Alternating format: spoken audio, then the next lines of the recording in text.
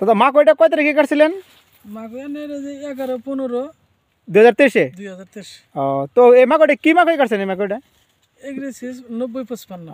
যাই গিয়া ওই আমি পাশে জানেন না, যার জন্য আপনাকে জিজ্ঞাসি। না জানি। তো যাই হোক, তো আপনার এই ক্ষেত দেখে বর্তমান কিরকম ভালো লাগছে বা খারাপ লাগছে, কি কথা লাগছে? ক্ষেত মোটামুটি ধরেন আমার ক্ষেত ভালো লাগছে। এক সাইডে মাটির রোল খারাপ আছে, হ্যাঁ হ্যাঁ হ্যাঁ। আর এক সাইডে ভালো হয়েছে। মোটামুটি বরাবর এর মূল্য হারে বাড়িটা না থাকলে, কলা গাছ না থাকলে বাড়িটা মাকই সব এরমই হতো। এরকম হইতো না?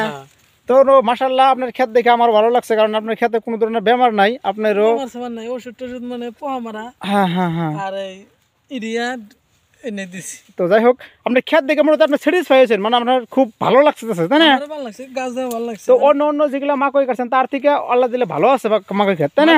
ভালো আছে, কিন্তু কলা পারাইলে হ্যাঁ হ্যাঁ, মাশাআল্লাহ কলা খুব ভালো বাড়িব আমরা। ফার্স্ট গাছছি। হ্যাঁ হ্যাঁ হ্যাঁ।